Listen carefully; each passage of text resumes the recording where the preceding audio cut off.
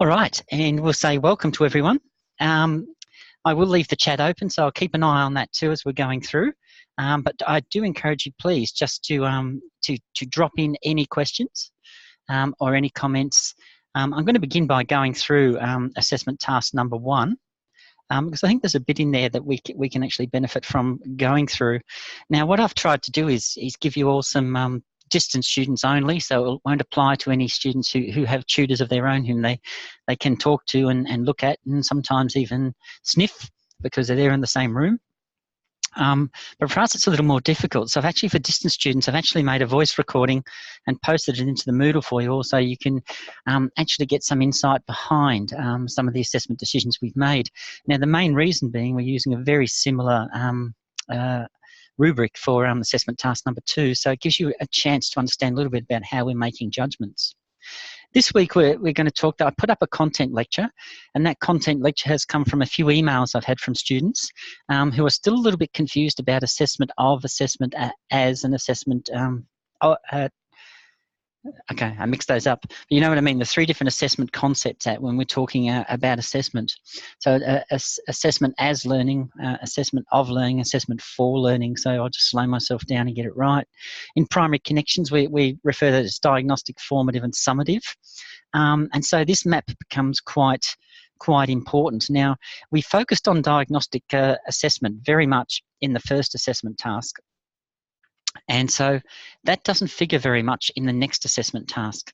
We're assuming that we spent a lot of time in this course talking about diagnostic assessment, and you know, we've actually looked at a couple of different techniques for doing it. We've kind of invented our own, and for a lot of us that was, you know, it was kind of, we were content bound, we were stuck by our circumstances. So a lot of people didn't have access to students, so they had to do written ones, whereas normally in another scenario they probably would have done something interactive. I had one student who had no students at all and no access to students at all, so she did hers by SurveyMonkey, which was, I thought, quite a clever innovation. So people are being very creative. We're seeing lots of different types of diagnostics and misconceptions. So we're now moving on to actually look at the unit level. And that's what assessment task 2 is all about. So we're going to adopt the 5 E's primary connections. I have put a library of units online, so you don't have to go looking for them. They're there. You may have some of your own favourites. And look, I've got a few more too. I might just add them to the repertoire that's there. So we'll keep boosting our primary connections units. But the important thing I want to say is that this unit can actually start now. This assessment task can be started now, and I'll talk about that this week. So we've talked about types of assessment. If you watch the content lecture this week, I spent a bit of time talking on this. It is in fact very flexible and very visual. Now, what we're talking about here is assessment as, you know, as a means of expression. With our diagnostic tests, most of us realise that the more written and textual you went, that the less information you got.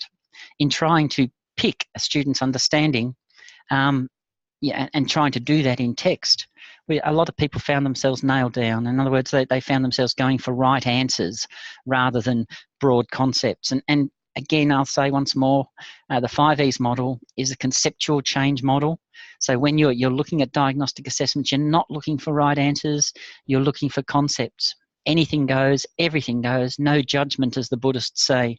Diagnostic is about an open task, and it can be done very visually.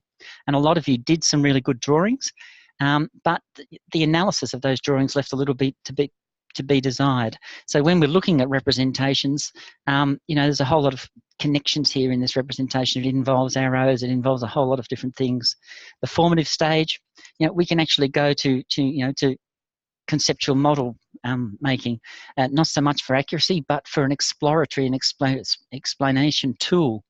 And when we get to summative, of course, we can actually get into working models.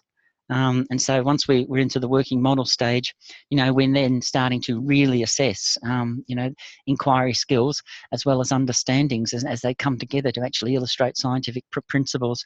So a little bit more about that in the content lecture this week. I won't spend too much time on it.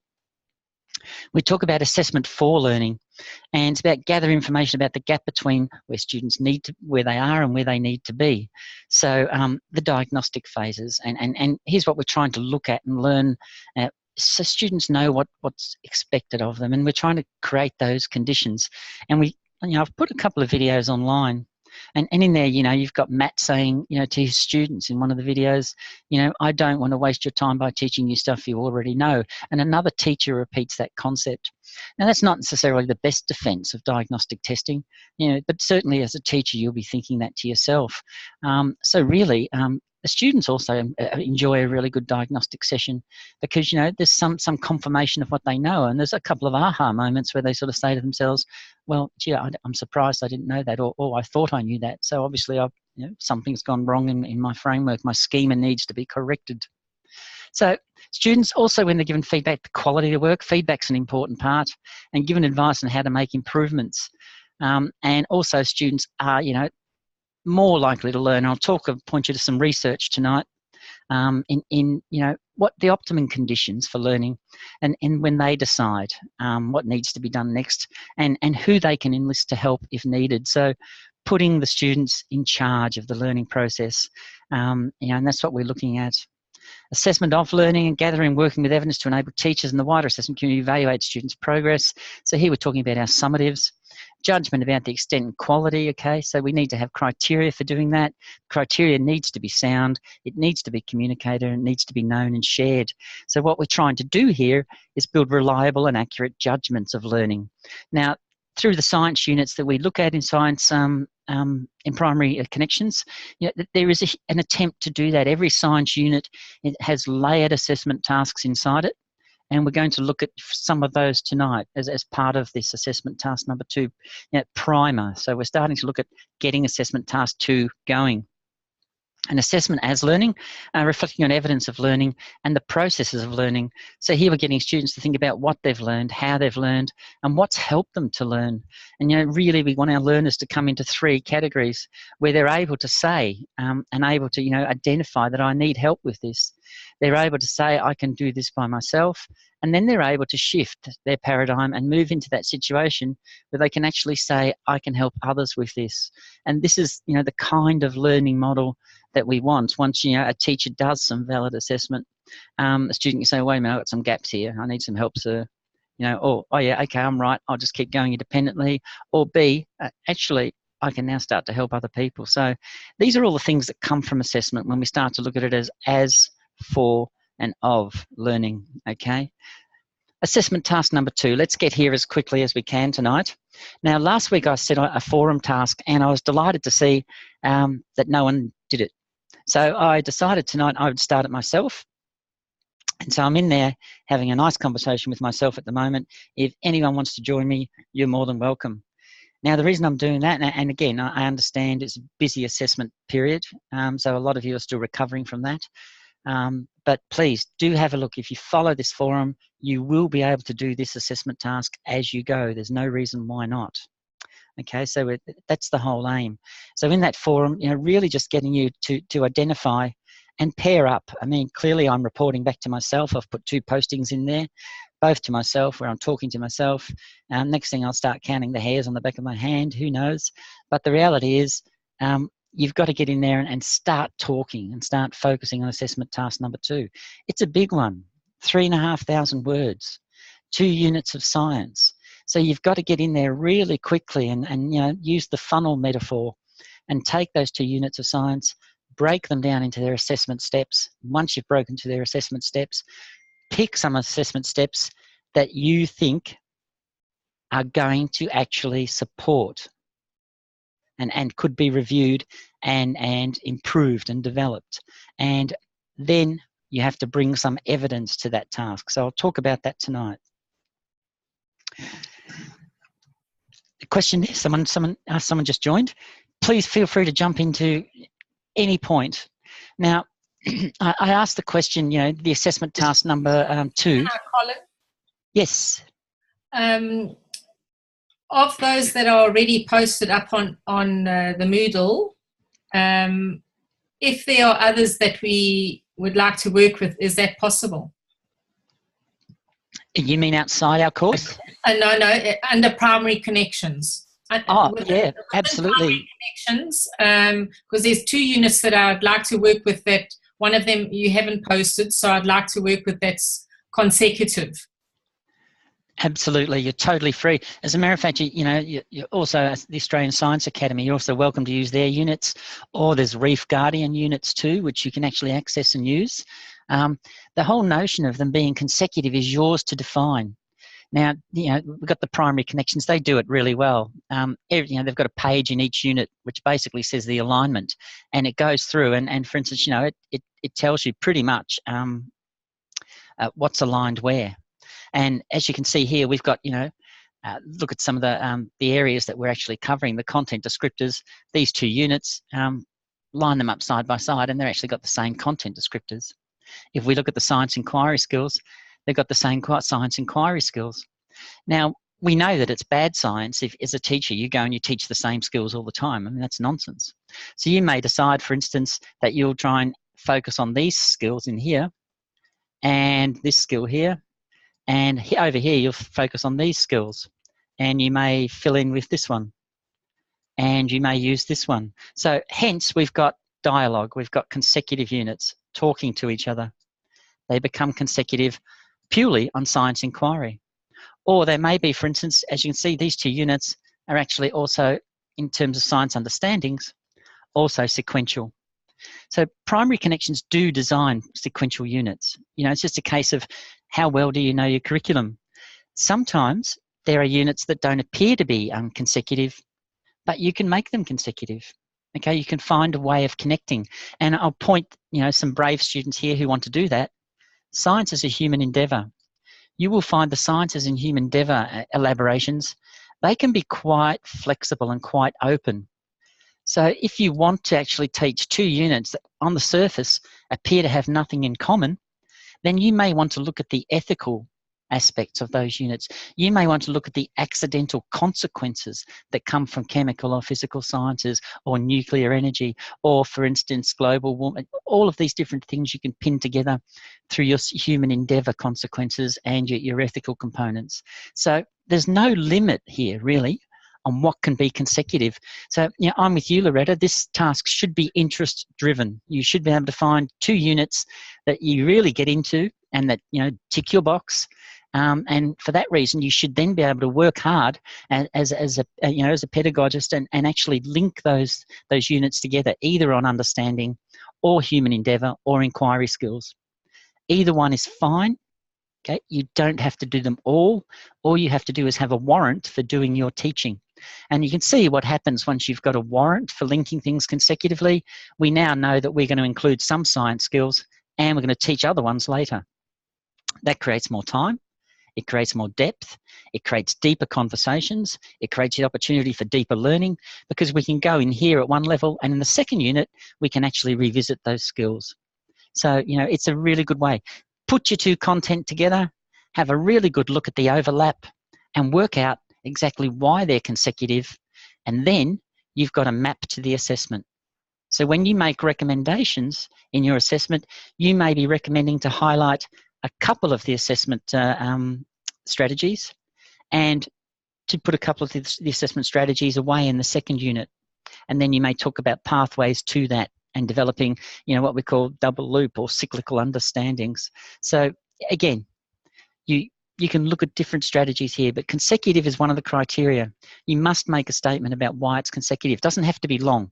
It can be dealt with in 50 words, but be sure about what you're doing. As you can see, I've actually mapped out some of these. Very, very similar content, very similar inquiry skills components.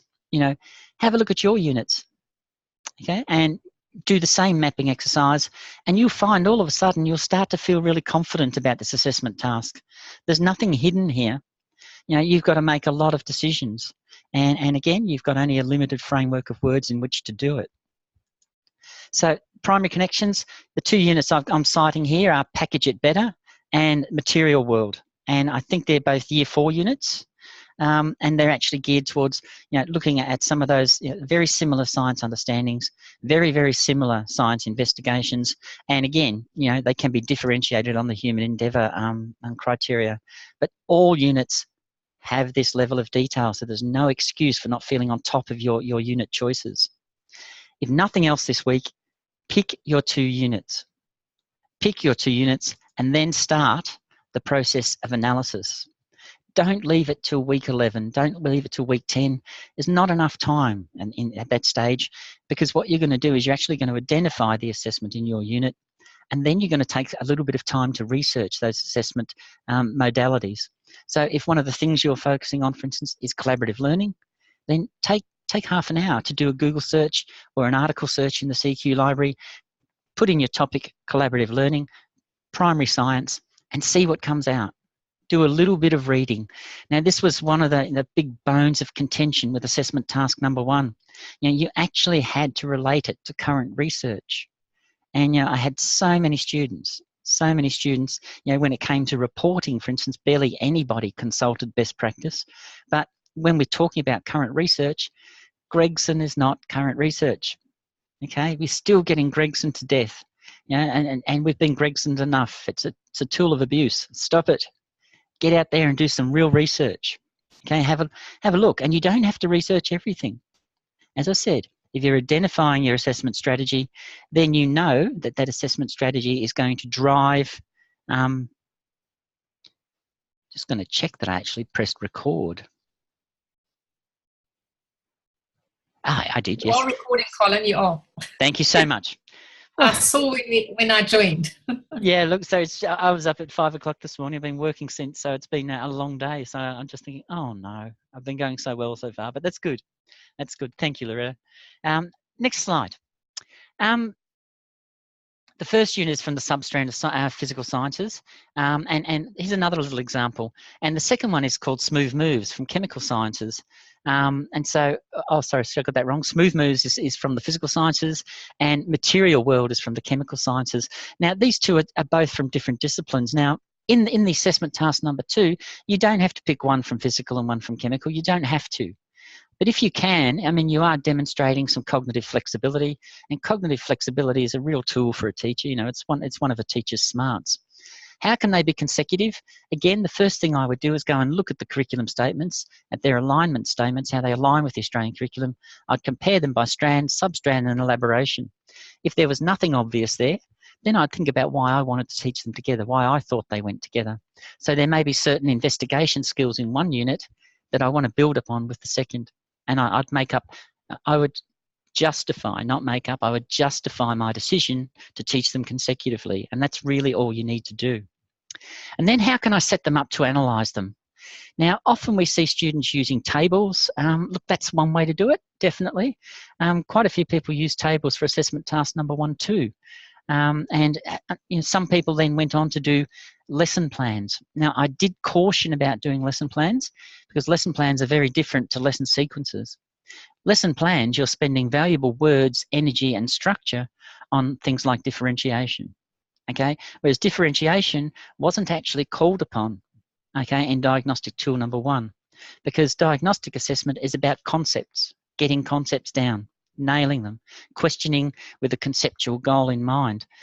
So, you may need to look a lot more at differentiation in this task, okay, and modifying the assessment to create access to the assessment for a range of different learners. But again, a table is one way of doing it. Just because some of the samples I've put up there use tables, don't think it's the only way, okay? There are other ways to do it. So when we look at it, how am I going to just summarise what is a huge body of information? Now, 2 primary connections units total about 217 pages.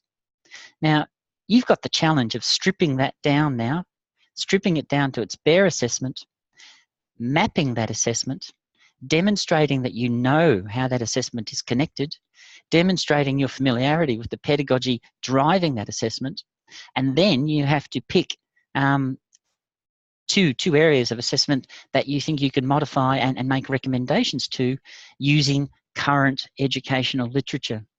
So how do we do that? Summarise your unit.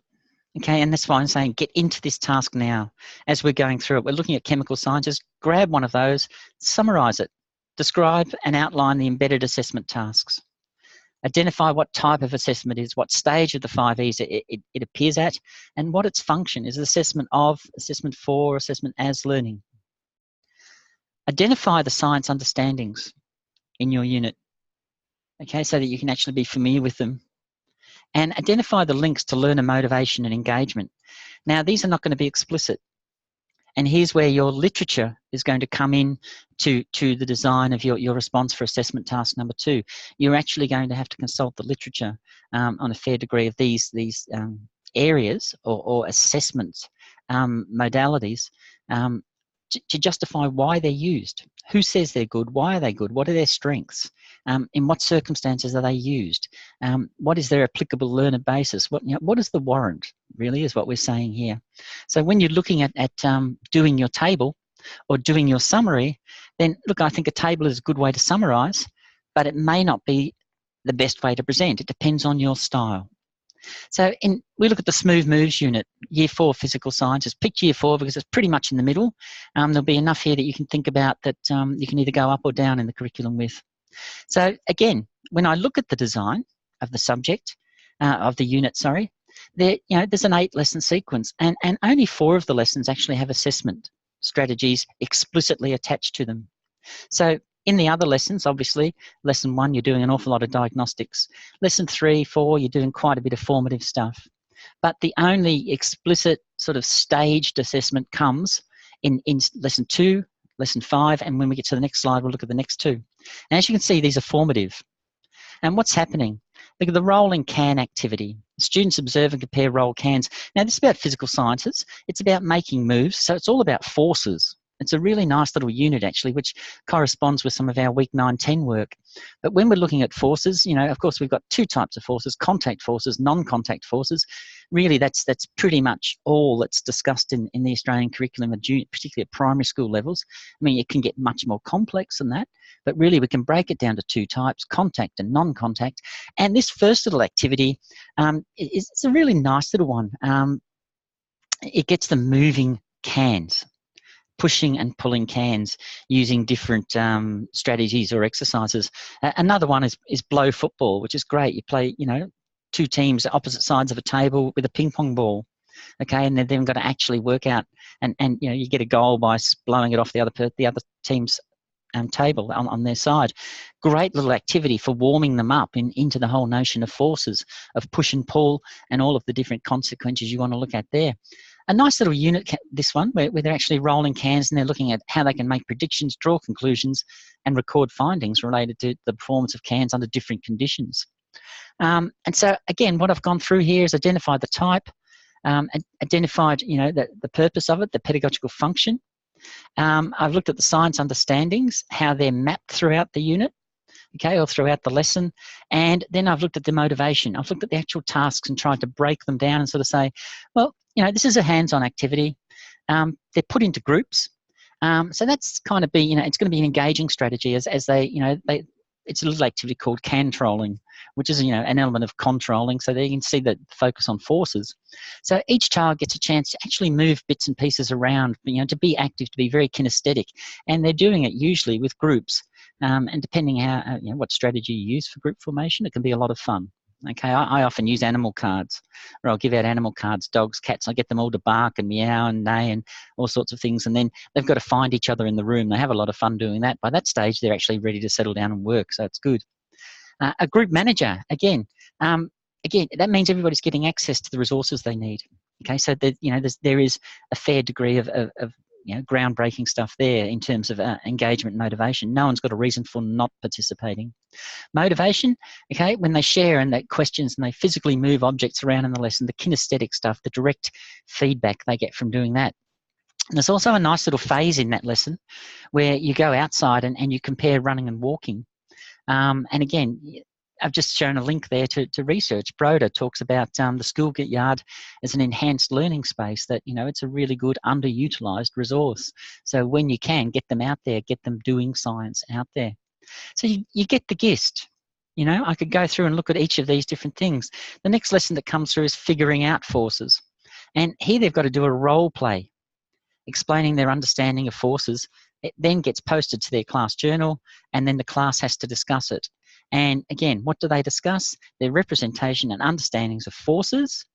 Students give scientific explanations. They give reasons and justify their thinking. Okay, so I've gone on to analyse that now. Okay, that's still very much formative. Okay, what stage is this happening? It's probably happening at the explain stage of the 5 E's model. Okay, it's probably assessment for learning. Have a good look at it. Okay, no one's going to pass or fail on the basis of getting that wrong, because it can be either. You can use the same strategy for many different tasks. What happens? What are the understandings? How is it captured? And students are engaged. How? Because they're performing their thoughts through action. There's a role play thing going on. Pretty engaging stuff. And it also involves peer assessment and feedback, constant. Okay, and again, developing self-belief. They're getting confidence, developing understandings, and they're also communicating what they're doing. So we can see here, I'm going through and getting a feel for my unit. Okay, I've got an activity. They occur in different lessons, the assessment. What type of assessment? What understandings they're trying to enhance and enforce? And student engagement and motivation, what's going on there? These are the things the assessment task asks me to do. Okay, so I've got to be au fait with them. I've got to be over the top of that. I really got to be accountable for what I put down in my assignment about this stuff, because I'm about to look at these tasks. Okay, I've got lesson 2, and I'll go on to the next slide and we'll have a look at them. Lesson 5, I've got lesson 6, the catapult capers. Great little one, that one. It's a great little exercise. Good little unit, this one, actually, a lot of fun. And forces finale. Okay, so I've got, as you can see, I've got 4 lessons in which assessment's taking place, and it moves pretty quickly into lesson 6. We've got assessment, summative assessment. We're looking at the science inquiry skills. It's the elaboration phase, and of course they're doing an investigation. And they've got catapults, and they're looking at the implications of catapult, force, push-pull, the weight of objects, trajectory, all these really complex things that they'll be able to hypothesize and predict around. And again, what they're doing is they're taking their recent conceptual understandings and applying them. Teachers using those concepts to test them, okay, and test their understandings. And students are showing this understanding by completing a forces investigation planner, where they're doing a lot of predicting and then they're graphing results. Okay, so we're seeing a really, really good biodynamic process here. Again, I'm going through the same steps. What's going on? What's the lesson sequence? What's the focus, the pedagogical application? Okay, the pedagogical intent. What is the knowledge, the understandings that are being developed here? And what is the engagement and the motivation component here? Positive group work experience, collaborative group work, hands-on task, groups of 3. Again, we've got quite small by design learning, good learning, particularly for science inquiry. Lesson 7, again, you can see I'm carrying through the same analysis. Now, at the end of these, this really simple process of analysing this unit, I've stripped down 100 pages of information into a framework where now I can go ahead and complete my assessment item. Okay, I've got this summative tool that's working really nicely for me here. I've broken all of this knowledge down. I've funneled it down so that I've got 4 lessons with a clear focus. I know the assessment map. I know the content that's trying to be communicated here, and I know the engagement and motivation strategies. All right, I'm ready to look at another unit, because what I want to see is how they both come together consecutively, because based on how they go together, that's probably where I'm going to think about making recommendations. I may turn the volume up on certain parts of this unit and turn the volume down on parts of the other unit. The end result is I've got a consecutive teaching goal where I want to develop science understandings, science inquiry, and science as a human endeavour in the minds and understandings and in the literacy of my students. I'm going to stop there and say, does this make sense to people, to what I'm talking about, how to actually analyse?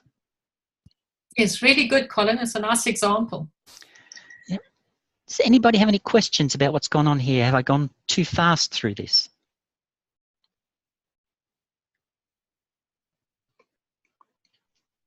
Okay, that's good. All right, so... Colin, sorry, I see there is a question under the chat. Yes, from Kelly Lee. Yes, I see that. Thanks, Loretta, for pointing that out. I'll go on to the next one then and say, exactly, Kelly Lee, we do. And why I say that is because you can't complete this assessment task without doing that. So all we're doing here is putting ourselves in the position of being able to complete this assessment task. 2 consecutive units. So goal number 1 is let's get to know those units really well. Let's actually get in there where we can break them down by activity. Each activity we can align to the assessment, and we can map the assessment. And primary connections are good. They do that for us. and as we showed a couple of slides back.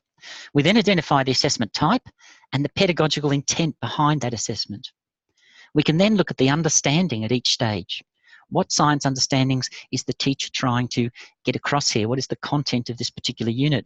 And then finally, we look at the engagement and motivation potential of the strategies around that assessment. Because remember, we don't want to disengage our students. What we want is we want assessment that actually is going to engage them. We want assessment that's going to bring them to the crest and the cusp and get them to walk that fine line of engagement, even though they may find it a little bit threatening, a little bit daunting.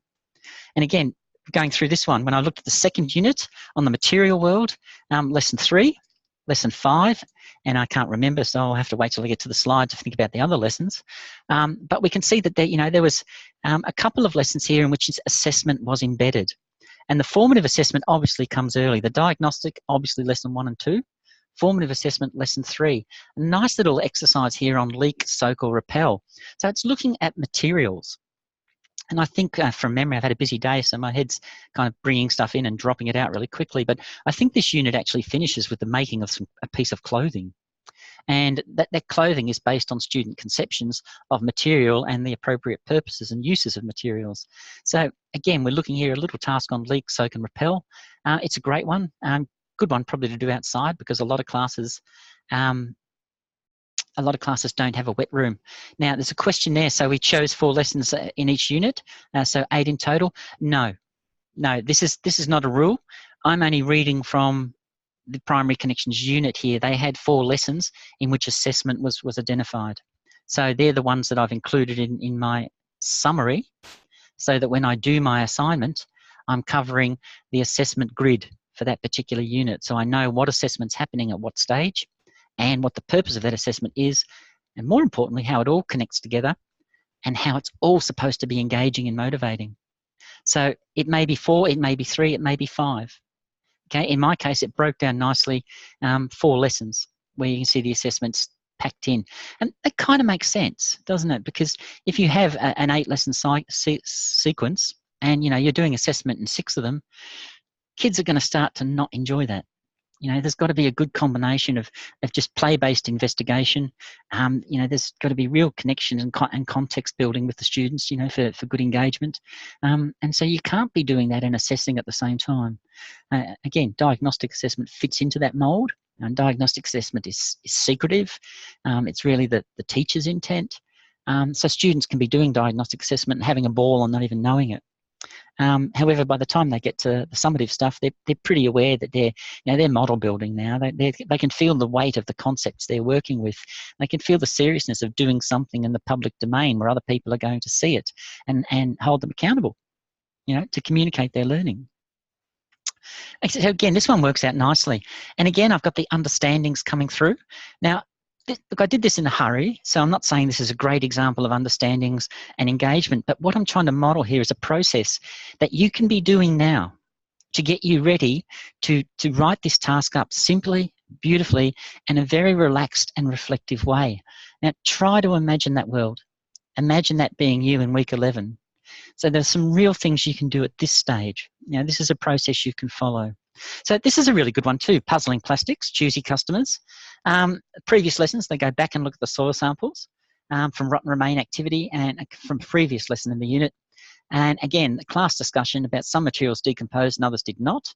And of course, they can get into the whole notion here of plastics and the impact of plastics on the environment, the cellular impact of plastics on sea species and some earth species now. We're finding plastic is actually being absorbed into the cells of some species. So, our use of plastics is creating huge consequences.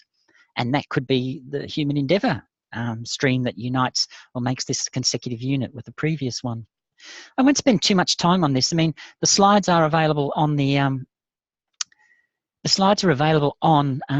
Moodle.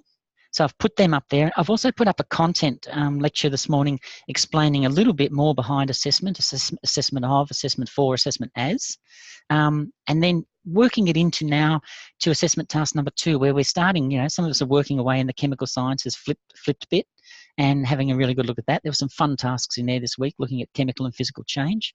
But all of that's just building your background so that you can bring that background to the assessment of your learners. And of course, assessment task number 2 does that. So looking at the final units, lessons 6 and 7. So again, it worked out, Kelly Lee, that I did have four lessons in here that had assessment in it. 2 were formative and 2 were summative. I don't think that's a recipe that Primary Connections use. I think it's just a coincidence that these 2 units had that breakdown. And again, as you can see, a really nice unit. It is the one where they actually finish up making a piece of clothing to suit a specific scenario. So you can marry this into some really, really interesting design tech stuff as well. Fashion, history, a lot of different things you can have. So you can actually make science incredibly relevant in a unit like this by giving it its socio-cultural context. And fashion is a great framework to do that. Again, look at some of the motivational aspects. The investigation links classroom activities to authentic learning. Okay, it does, because again, they're investigating insulation. Now, up in the tropics in our region, a lot of people do have insulation. We know the pink bat scheme many years ago. So there's, the Kevin Rudd fiasco where 4 young men died as a result of the pink bat scenario. Again, we can look at a whole different aspects, the socio-cultural implications of science, and investigating insulation can be made extremely real world, extremely relevant. And again, in that stage, teacher can go through and use all scientific knowledge to increase that relevance. And students can be engaged. They're doing group work. They have a cognitive desire to achieve results. Okay, and again, they're looking at participation in the investigation as a group. Again, becoming independent, autonomous, and collaborative workers. Very good conditions. Tuckman writes a lot about team building in his work. A guy called Belby also does great stuff on collaborative learning and teamwork. So you can find lots of literature to support that strategy. And down here, learners are motivated by a desire to showcase what they know. And of course, they're making a piece of fashion. You will particularly find female students getting really into this and really enjoying it. They're intrinsically motivated because this is creative and artistic design, isn't it? It's a melding of science with real physical and prod user mindsets. And a prod user, of course, is someone who produces out of innovation. And that's one of the strong bits about this science. Okay, so there you have it. I've done my 2 units. I'm now sitting back. The equivalent of a post-coital cigarette. I now sit here and say, I've got 2 units. I know what connects them. I know why they're consecutive. I've broken down the assessment. I've got 8 lessons in there that basically carry the weight of my assessment. Of course, the concept teaching is built all around that. In each unit, I've got 2 formative, 2 summative. All right, I'm going to have a good look at those tasks now. And I'm going to have a good stew on them. So, all right, collaborative learning comes up 3 times. I'm going to do a Google search, have a look, get into CQ Library and look at collaborative learning and see what the current research is saying about the power and the impact of collaborative learning. Once I've got a couple of points on that, I'm then in a position where I can say to myself, how would I improve the approach here in this unit? I then go back to the unit and I look at this lesson and I look at the assessment task. And I say, okay, it does A, B, C, and D, but it's not doing E and F. What can I add to it to make it do E and F? How can I modify that unit? How can I improve and strengthen the assessment validity of that as a tool? So when we look at the assessment, we've got different reasons and we've got different types. And we've got assessment purposes. Diagnostic, we can pretty much leave aside because these are the ones that we're focusing on, formative and summative. We know that we can use formative for teacher planning, okay, and also for student feedback. Summative, we know that we can use for teacher reporting and also for student feedback. So this conferencing model that we talked about in assessment task number 1. And here we have it. It's embedded there. Our conferencing approach. Teacher, student, planning, reporting, feedback. So it's a dynamic that's going on. We know our assessment types. There they are. Okay, and they move down that continuum. Again, we've got the formative and the diagnostic. I've grouped those together in this table, okay, because put them as for learning. Summative assessment, summary comes at the end. So this is assessment of learning. Okay, now this is picked up in the content lecture this week. I won't talk too much about this. I'll refer you back to that instead. And self-reflective, the use of assessment to further your own learning. Okay, where we're using as reflection, where I can help somebody else. We're getting learners to that point of competence where they become the more capable other, which is what Vygotsky wants for us all for Christmas, isn't it? If he's accurate, we become redundant as teachers if we're doing a good job, because we're referring students on to their own self-learning journey. So there we have it. For learning is feedback for improvement. Of learning is where they're placed in a cohort. Okay, mark or grade, so it's standardized. And as learning, to learn can be problem solving and lifelong learning. Okay, and look, I hate the term lifelong learning. It sounds like a prison sentence. You've been sentenced to a life of learning. I don't like the term, but I do understand where it's coming from. Again, it's a little bit old passe now. There are some other terms being used to describe it. In the content lecture, I also go through each of these and talk about them, and talk about how the pedagogical intent of each. So a good way for you to tackle this assessment task is when you're starting to look at the assessment and what's going on. What are they doing? Okay, they may be doing some notebooking. Now that comes up in a lot of primary connections units. Now notebooking is good diagnostic and formative. How can I use it as summative? Now there's a certain body of literature that says that we can combine notebooking with a rubric and self and peer assessment, and we can actually increase the impact and the validity of notebooking as an assessment tool, because we can give the notebook some structure through rubrics, and that is what we call metacognition, cognitive modelling. Here is what you need to do. Here's what your notebook needs to achieve. And then through reflection at self level and with peers, we can turn this into a really, really value-packed, supersized assessment strategy. So when you look at your units, it may talk about notebooking for summative assessment. A recommendation you maybe have is to design a rubric that is going to enable people to peer assess each other's notebooks. Okay, and then include self-assessment in there at some point as well. So we're looking at these sort of strategies, and I talk about this in the concept lecture this week. So do have a look at it. I go through each of these different strategies, and this is not exhaustive. This is purely from the Science by Doing material. So it's pretty mainstream science stuff. So there's nothing, radical here. There's nobody doing the old Rogerian approaches like the empty chair where they put a student in a room, they dim all the lights, they put a lamp and they turn and they shine it on the student's face and they interrogate them about a science concept. Now that can be done. It sounds torturous, but I've seen it done in a really humorous way. And kids just reflect on so much learning. Okay, so we can make all of these things work for us. They can all be improved. They can all be developed, and they can all be reinvented. We're the next generation of teachers. It's up to us to reinvent a struggling profession. Assessment task number 2, recommendations. Again, Science by Doing do it really well. If you want to get online and look at their assessment teacher module, you'll get all of this information there. I'm just putting it up here as an example. But again, it tells you a little bit here about each of the interview strategies and how you might be able to use them. So you might be thinking about, all right, well, how would I use interviews to beef up investigations, science investigation? Okay, you may sit down and you may do a structured interview with each team. You may look at roles and goals. You may look at thinking. You may look at design if they come up with a piece of clothing. Who designed it? Okay, what did you think about materials? How did you make the decisions? What would happen if this? You can do an interview around all sorts of different concepts. Notebooking, again, here's what its strengths are. Okay, Science by Doing also have great electronic notebooks for every unit they teach. Rubrics, self-assessment, again, here's more information. This PowerPoint slide is online, but I do urge you, the reason I put things up online that are available is to try and encourage you to go down to these places. Okay, where you're actually going to the Science by Doing site and looking at what they're saying about it, because they do connect it, particularly in their PDF guides on assessment. They connect it to some of Dennis Goodrum's own research projects. So, it's have a good look at that. Student reports, portfolios. Portfolios are great.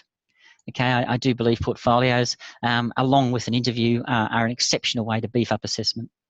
And you can also put, for instance, self-assessment around that too. So a student can self-assess their own portfolio and then sit down with you in an interview and take you through it.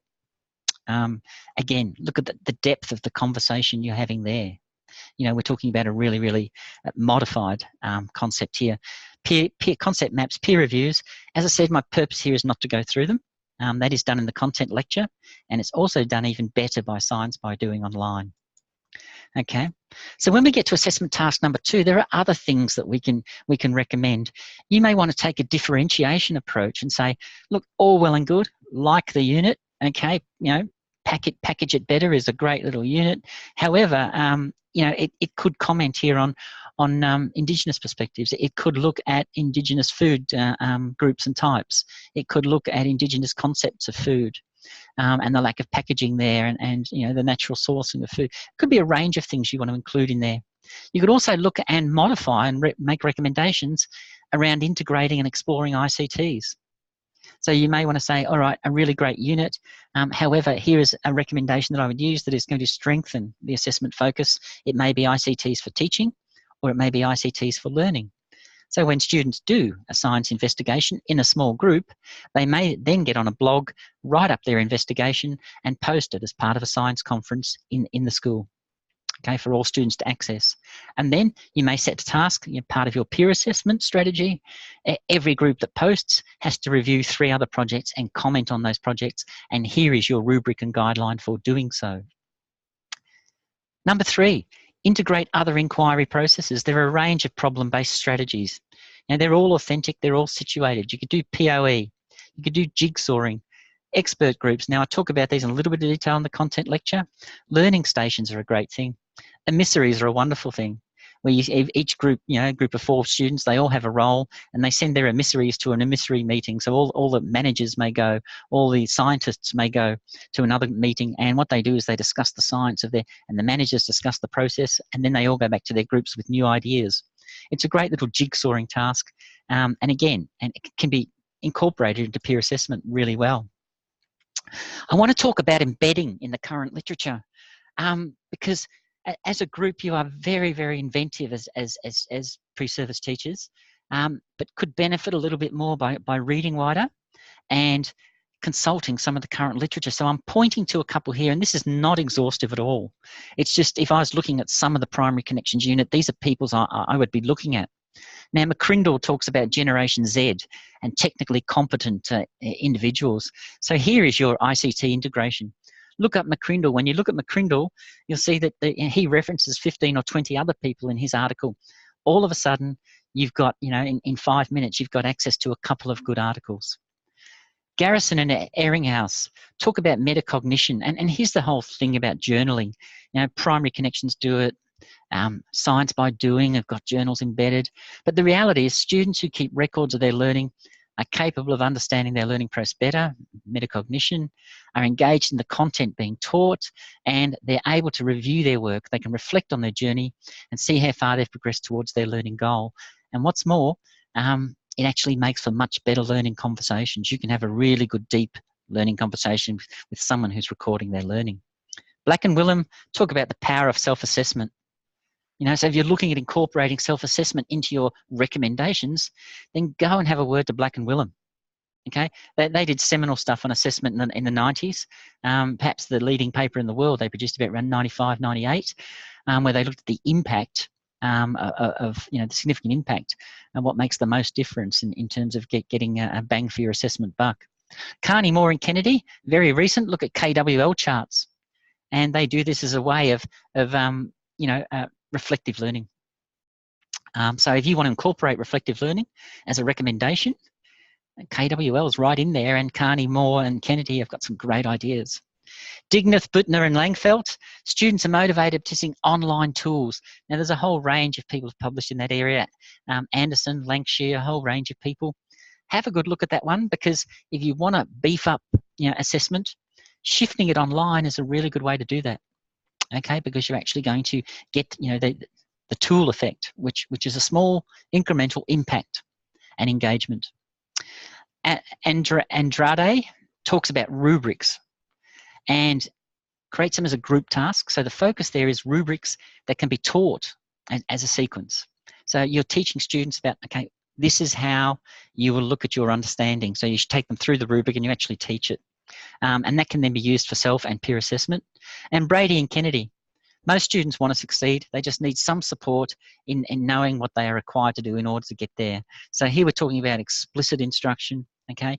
And again, the chap from North Melbourne who now lives up through the Cape, he's got some wonderful stuff to say there about explicit instruction too. So have a good look. If you're going to make recommendations, embed your recommendations in some literature. Come out. It's like going to a rumble. You don't go to a rumble with 15 Hell's Angels on your own. You bring 15 of your friends. Now, your friends in an assignment like this in academia are your sources. They're your tribe. It's your tree you hang in. So when you go to a rumble, when you go to an assignment, bring your friends. Get them to back you. Okay, don't stand there on your own. Okay, it's a very naked experience because brutal markers will pull you apart. Now, I think that's my last slide. It's my last slide. What I'm going to do is throw open to people for questions, comments, or feedback. I know we've carried a lot of territory, but my goal here is to provide you with enough information to keep moving forward. Excuse me. Is there anybody that would like to go back and address a question?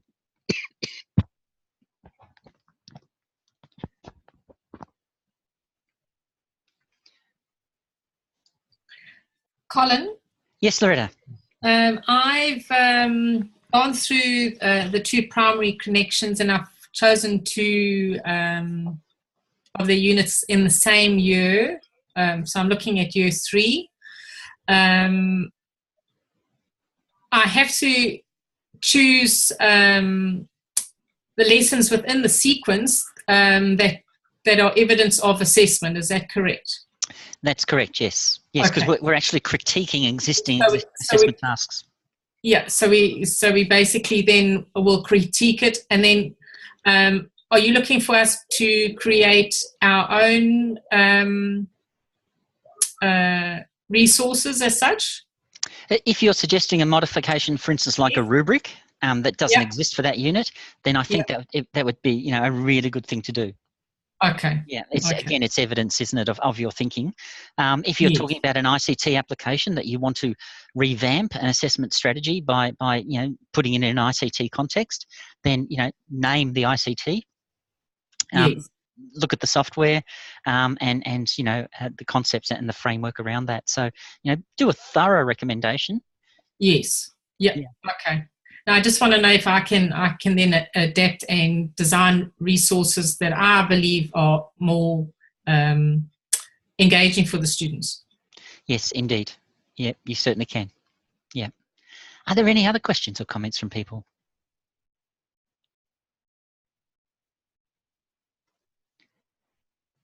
Okay, look, don't forget there's a forum, and don't forget there's an email, and don't forget there's a telephone.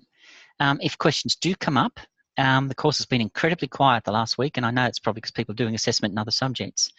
But please, don't go quiet now. This is the time when we need to get noisy.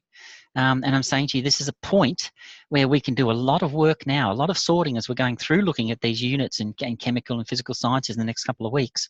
And we can actually beef up our frameworks here. We can look at areas of the assessment in each of the units we're looking at, and we'll get really good ideas. We'll get inclinations for recommendations. And now is the time, progressively, as we're looking at them, to be studying them, to be looking at those areas and putting together your understanding of best practice and current research. All right, if no one else has any questions, I'll hit the record button on this and thank you all once again for turning up. Colin, it's Maxine. I just have a quick question. They're all quick, Maxine, yes? Oh, sorry, I shouldn't say a quick question. I have a question.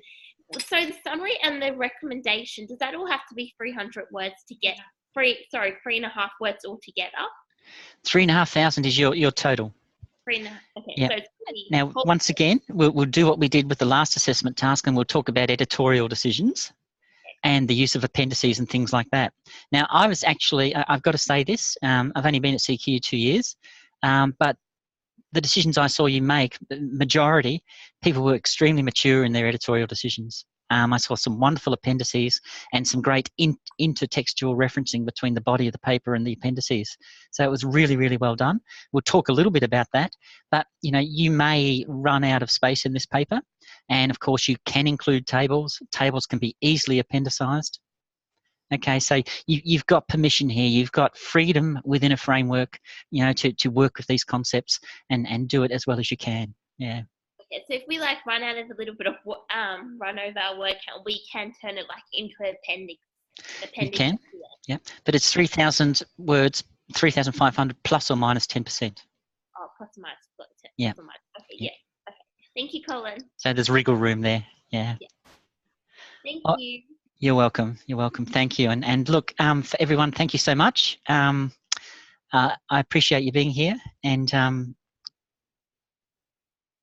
Sarah's just checking something. No. Okay, good. Is there an option to do this as a group? Not to do group assessment, no, but certainly to work as a group. Now, if you look at the forum task I put up in week 6, I actually invited you to get into groups of 4 to 6, make them smaller, pick the same 2 units, work on your analysis together, analyse the assessment together, and then come up with your own recommendations. Okay, this is not a competition. And teachers everywhere collaborate and say, look, Sarah, it's a really excellent question. I encourage you to collaborate. God, it's a lonely life, isn't it? Teaching and working and learning online. So collaborate where you can. And it's no crime. As a matter of fact, it's going to pay you back. I think for every hour you spend, it'll pay you back in spades. So I do encourage you to collaborate. And, again, you may want to contact each other and find ways of doing that. All right. Look, thank you all once again. And I'll record this for the cohort. And I'll see you all next week. Please do field your questions. I'm quite happy to